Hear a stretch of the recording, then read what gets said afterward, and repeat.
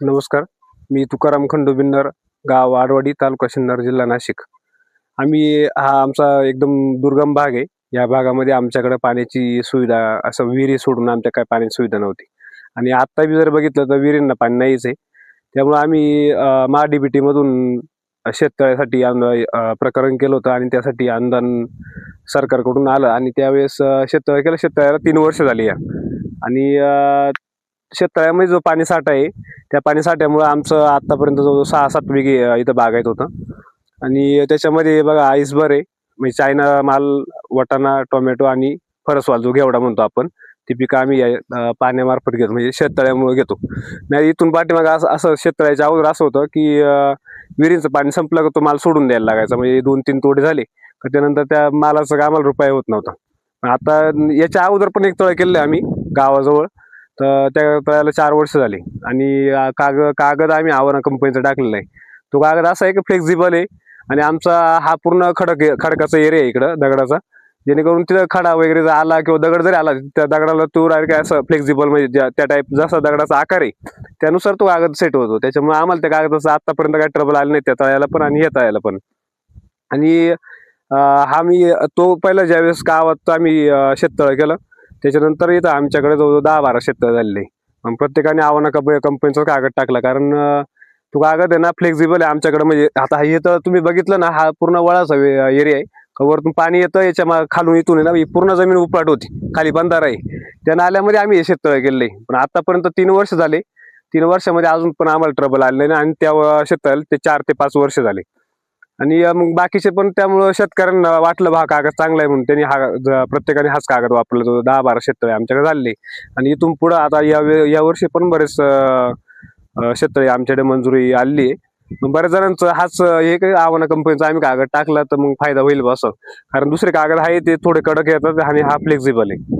म्हणजे शेततळ्याचं आरून आमचं म्हणजे असं समजा की पाऊस जर झाला ना, पाऊस उघडला का आमच्याकडे विहिरींना पाणी नाही, काय नाही, कारण साठ्याचं बंधारे पण नाही तेवढे, आणि जे आहे ते अख्खे बंधारे लिकेज आहे. त्याच्यामुळे मग प्रत्येकाचं कसं, मग आता दुसरं पर्याय काय त्याला, तर मग शेततळ्याचा पर्याय प्रत्येकाने निवडलाय. बरं जवळजवळ आमच्याकडे आतापर्यंत 15-20 शेततळे झालेले असतील. आणि मग त्या शेततळ्यांचाच आमच्या शेतकऱ्यांना फायदा होतो. जेणेकरून इथून पुढं 1 महिनाभर हे पिकं जे चालू आहे ते 1 महिनाभर त्यांना पाणी पुरवायचं आणि एप्रिलमध्ये नवीन लागवड करायची. सध्या आमच्याकडे वाटाण्याच्या जवळ 4 ते 5 पिकं भरतात, वाशी मार्केटला जातात. म्हणजे शेततळ्यांचीच एक किमया पाहण्याची शेततळ्याची, जेणेकरून आम्हाला त्याचा फायदा झाला. पण मग त्याच्या अगोदर आमच्याकडे फक्त भात, नागली, वरई हेच पिकं व्हायची. जेव्हापासून शेततळे केले लोकांनी, विहिरी खोदल्या, विहिरी खोदल्यानंतर शेततळ्यांची कामं झाली, तेव्हापासून आमच्याकडे बागायत होती. साधारण 18 गुंठे येईल, 2600 स्क्वेअर मीटर कागद बसलेलं आहे. आणि त्याच्यामध्ये एक अंदाजे कंपनीचे जर हे पकडलं तर जवळजवळ 96-97 लाख लिटर पाणी हे शेततळ्यामध्ये आहे. आमच्याकडे अगोदर आहे ना गावामध्ये 1-2-3 शेततळे झालेले होते. ते दुसऱ्या कंपनीचे कागद टाकले होते त्यांनी, आणि त्या कंपनीचे ना एक साधारणतः 6-7 फुटावरती त्यांचं जॉईंट येतात. आणि या कंपनीचं आव्हाना कंपनीचं आहे ना 13 फुटावरती एक जॉईंट आहे.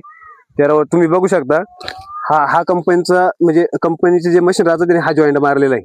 आणि हा प्रत्येक याच्यामध्ये जवळजवळ 13 फुटावरती जॉईंट आहे. याचे जॉईंट कमी असल्यामुळे याच्यातून जे लिकेजचे चान्सेस आहे ते आम्हाला कमी वाटतात. आणि आतापर्यंत शेतकऱ्याला तसं काही ट्रबल पण आलेला नाही.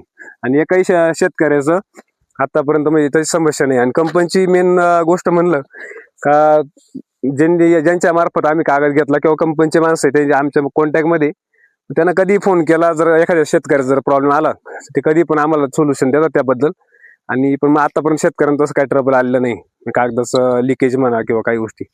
आणि हा पूर्ण सांगितलं ना, हा पूर्ण भाग आहे ना, हा पूर्ण उपलाट आहे. याच्यामध्ये आम्ही इथं 2 शेतं होतं ना, त्याच्यामध्ये आम्ही कमीत कमी पिकच घेतलं नाही. मग त्या जागेवर आम्ही हे शेततळे केलेले, म्हणजे तुम्ही बघू शकता कागदाची क्वालिटी कशी असं. सर, शेवटी एक प्रश्न विचारायचा वाटतो की आव्हानाचं शेततळ केल्यामुळे तुम्ही समाधानी आहात? हो, नक्कीच.